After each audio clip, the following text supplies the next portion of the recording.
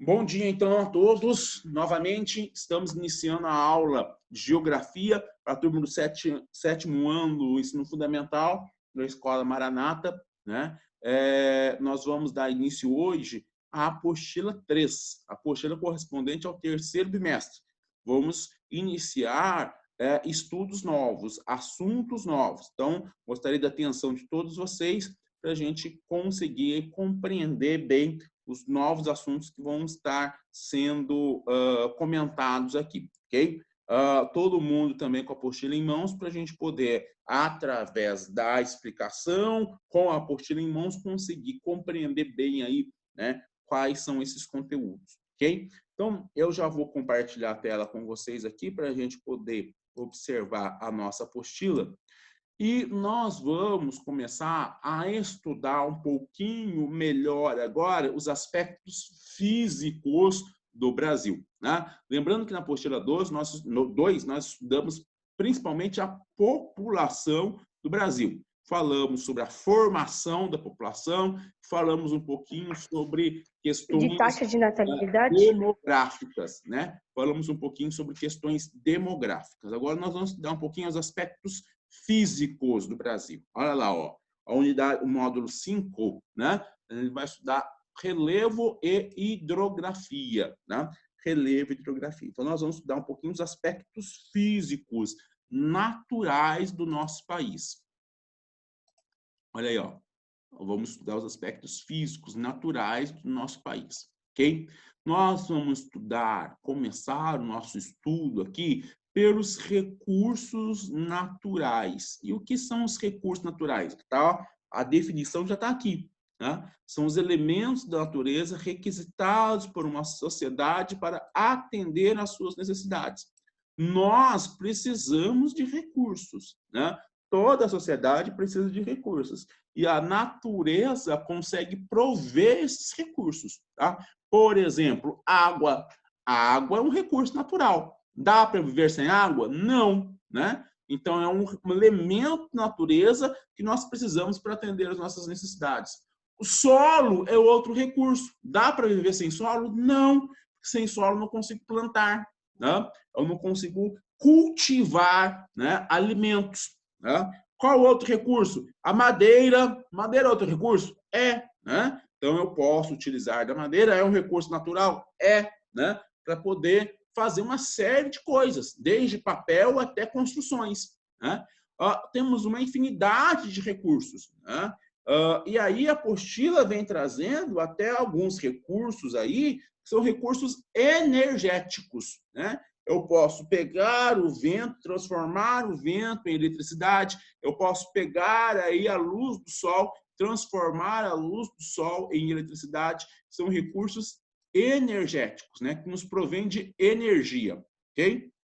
Continuando aqui, estes recursos naturais, eles costumam ser divididos em recursos renováveis e recursos não renováveis.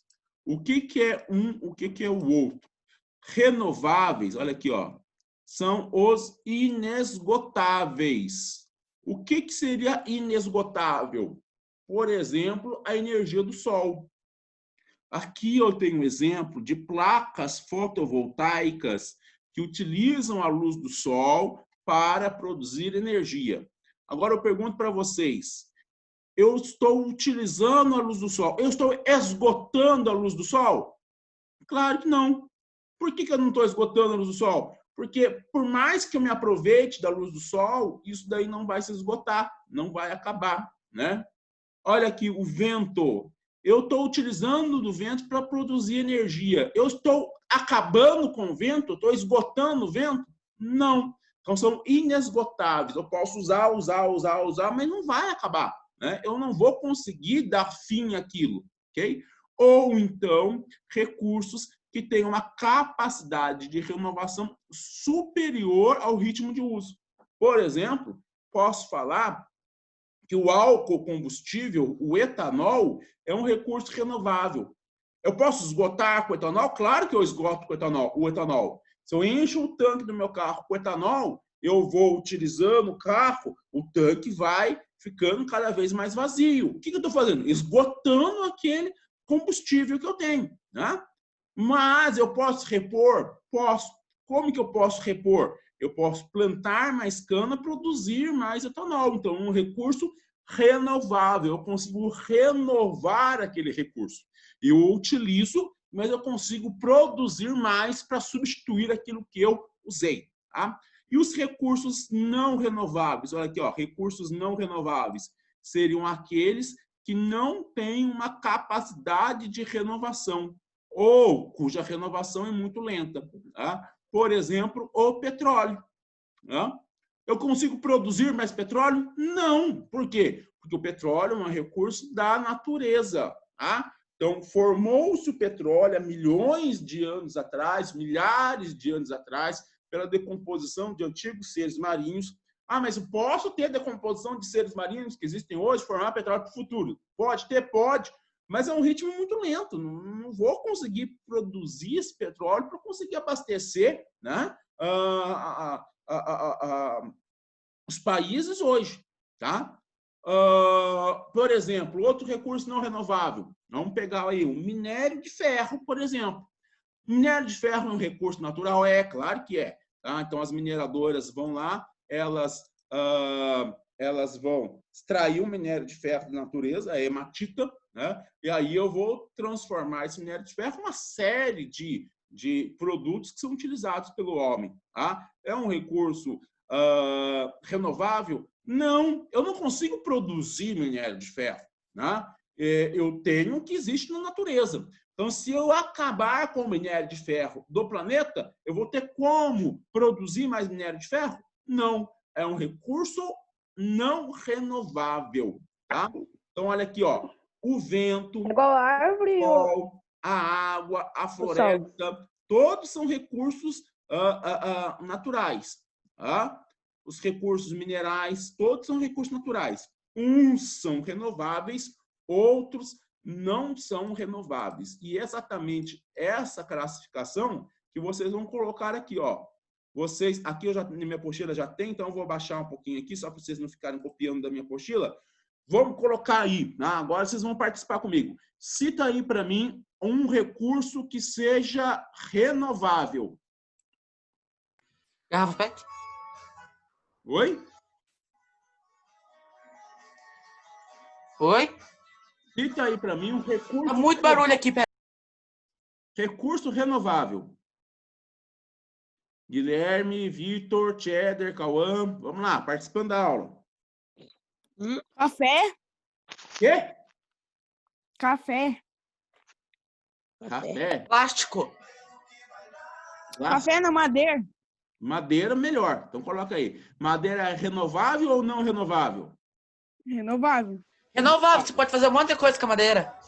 Não, não é essa a questão, Guilherme. Não é a questão que eu posso fazer um monte de coisa na madeira. É a questão de se eu posso repor essa madeira da natureza ou não. O que vocês acham? Dá para repor na natureza? Dá. Dá. Tá. Eu planto lá. E, professor, Espera um pouquinho só. mas se a madeira já estiver tudo usada, aí não tem como repor. Não, calma aí. Espera um pouquinho aí, escuta um pouquinho. Tá? Ó, madeira.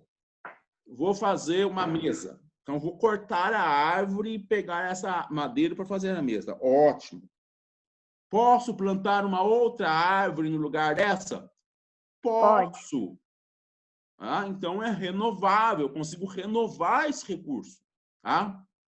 Então, é um recurso plenamente renovável. Ah, é um processo de renovação um pouco mais lento. Ele não é tão rápido, porque até para a árvore crescer demora um pouquinho. Mas é possível, assim, a gente considerar a madeira como recurso renovável. Né? Por exemplo, madeira que é utilizada para assar as pizzas, né, nos fornos. É eucalipto. Eucalipto cresce rapidamente, é plenamente renovável. Tá? Outro exemplo de recurso renovável. Luz solar. Luz solar, que é um recurso inesgotável, né? O que mais? A eólica, né? Usina de energia eólica, que é feita pelos ventos. É a energia dos ventos, né? Ela é inesgotável, por isso ela entra como renovável. O que mais? Tô pensando, peraí. Então, a gente colocou madeira, a luz solar e água. A água. Muito bem, Guilherme. Por quê? Porque se a gente cuidar bem da água, né, ela se renova, né? Por exemplo, uma usina hidrelétrica, né? A água sempre vai estar passando por aquele rio, né? Dando condições para gerar novas energias. Vamos falar das não renováveis agora. Petróleo. Petróleo, muito bem. Quem mais? Deixa eu lembrar. Minérios, né? Minério, muito bem. Petróleo e minério. Assim, Tá? Podemos ficar com isso daí, que são as não renováveis, ok? Uhum. Vamos dar continuidade aqui. Então, vocês preencheram esse quadro aqui para mim, certo? Isso daqui, depois, vocês vão fotografar e enviar. Lembra de enviar a página toda, tá? Não precisa tirar foto só disso daqui, porque é importante sair o número da página também na foto de vocês, tá? Muitas vezes, Oi? Muitas vezes, não sai o número da página, por causa que... Né? É só enquadrar bem a foto que sai, ué. Tá? Sim. Lembra que eu também comentei com vocês sobre o Can Scanner, né? Que ele vai melhorar bastante a qualidade da foto. Então, aqueles que quiserem, dá uma olhada lá, que vai melhorar bastante a qualidade das fotos. Tá? E aí, a gente tem uma outra classificação dos recursos naturais. Tá? Então, alguns estudiosos aí, eles sugeriram uma outra classificação, né? Que leva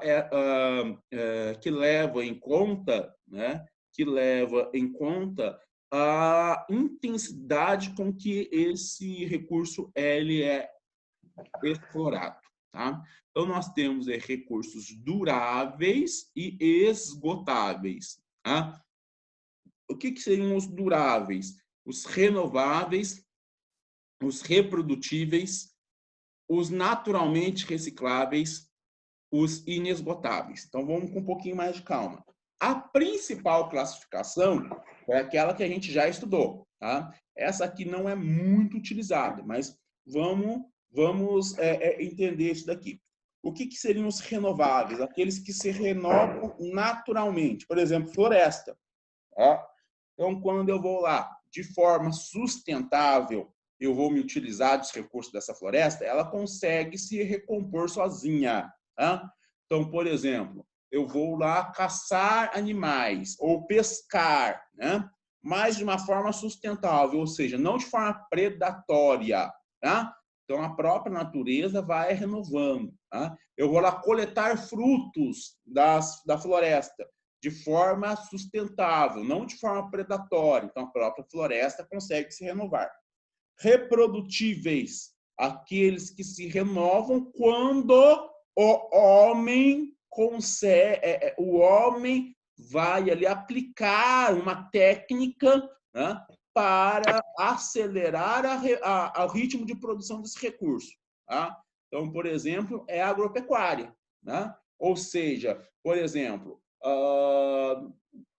alimentos, né? É um recurso natural, vem da natureza. Né? Não é feito em laboratório, vem da natureza.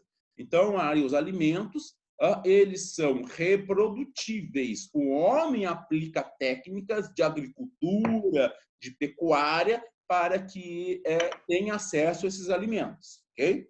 Naturalmente recicláveis, aqueles que se renovam naturalmente, independente da atuação humana. Por exemplo, a água. Né? Então, a água passa por aquele ciclo hidrológico dela e ela se renova. Então, se você já viu uma fonte de água, uma mina de água, logicamente que nós temos toda a preocupação aí com a água, com a intensa utilização da água, com a poluição da água, mas se você já viu uma mina, né, ela sempre está brotando ali água limpa novamente. Né? Por quê? Porque no sítio do meu pai tem um monte de mina. O ciclo hidrológico da água ela se renovou naturalmente. Ok? Oi, quem estava falando aí? Eu. Fale. No sítio do meu pai tem um monte de mina d'água, sabe? Uhum. Então, aí, lógico que essas minas podem secar. Principalmente se a gente não cuidar bem dessas minas, não conservar a vegetação, né, ao redor da mina, né? Não procurar ali conservar o lençol freático. Ela pode secar, mas se a gente souber, né, conservar, sempre vai estar saindo água ali, né? Ela está se renovando pelo próprio ciclo natural da água. E os inesgotáveis, como a gente já falou, né? Aqueles que não se esgotam, né? A energia solar, né? A energia eólica, a geotérmica, né? Aí eu só discordo dos minerais, né? Os minerais são esgotáveis, né? Porque tem uma quantidade fixa, limitada, ok? Se eu usar todo o mineral, ele vai se esgotar, né? E os esgotáveis são aqueles que não conseguem, a natureza não consegue repor, né? Por exemplo, o petróleo, o carvão, os minerais, a natureza não repõe os minerais, né? Então, se eu me utilizar de todos eles, né, vai acabar, né? Então, aí uma nova classificação. Classificação mais comum, né, a que vai ser cobrada em prova, né? Se a gente estivesse em um ambiente normal, né, escolar normal, seria a primeira classificação lá que nós fizemos aquela atividade, tá? Essa segunda classificação aí, ela mais para a curiosidade de vocês aí, né, eu não vou cobrar tanto aí essa outra classificação, ok? Então, vamos dar continuidade aqui para a apostila. Vamos falar da formação geológica do Brasil, tá? Então, o que acontece? Quando a gente fala sobre geologia, a gente fala sobre a dinâmica da litosfera. O que é a litosfera? Vamos relembrar aqui de assuntos lá do 6º ano, né? A gente sabe que o nosso planeta é dividido em atmosfera, hidrosfera e litosfera. O que é a atmosfera? É a camada de gás que envolve a Terra. O que é a hidrosfera? É água, né? São as águas que existem no nosso planeta, sejam elas oceânicas ou sejam elas continentais. Tá? E o que é a litosfera? É a porção sólida do nosso planeta, que é composto por rochas. Tá? Então, nós temos a litosfera, ela tem a sua própria dinâmica de formação e de transformação, tá? Como assim de formação e transformação? A litosfera, né?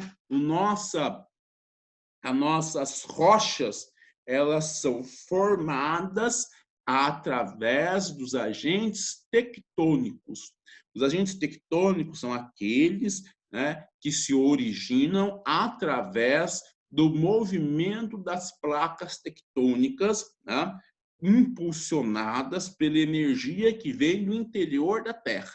Tá? Então, nós sabemos que o interior da Terra é formado por um núcleo que está em uma temperatura elevadíssima e que, por sua vez, aquece, tá, o manto, que é a camada intermediária.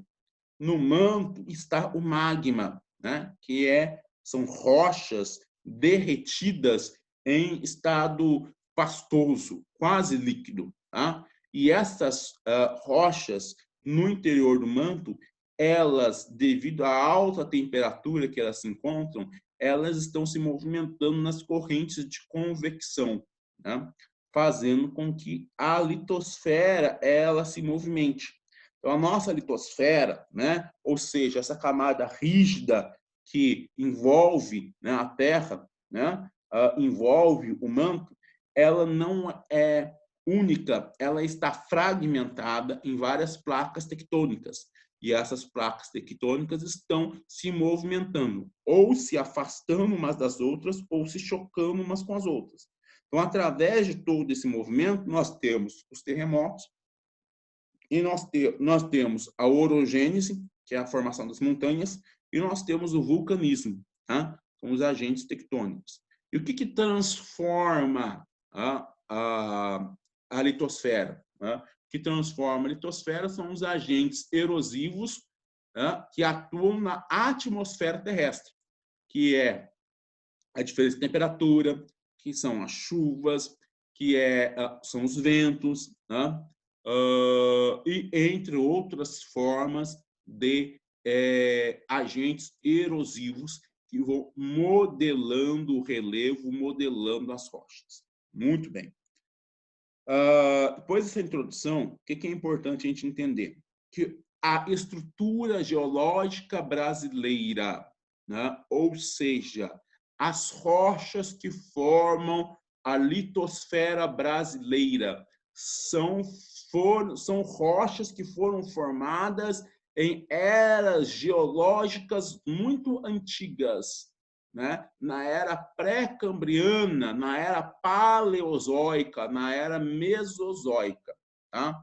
Então, as rochas, o relevo brasileiro, a estrutura geológica brasileira, ela é muito antiga, tá? Formada em eras geológicas muito antigas. Então, aqui, ó, Brasil, sua maior parte, ele tem estruturas geológicas muito antigas. Olha aqui, ó, Brasil, as rochas são muito antigas, ok? Agora, o relevo, não posso falar que o relevo é antigo, as rochas são antigas. O relevo não, porque o relevo está sempre se renovando por conta dos agentes erosivos. O relevo sempre está sendo modelado por conta dos agentes erosivos. Tá?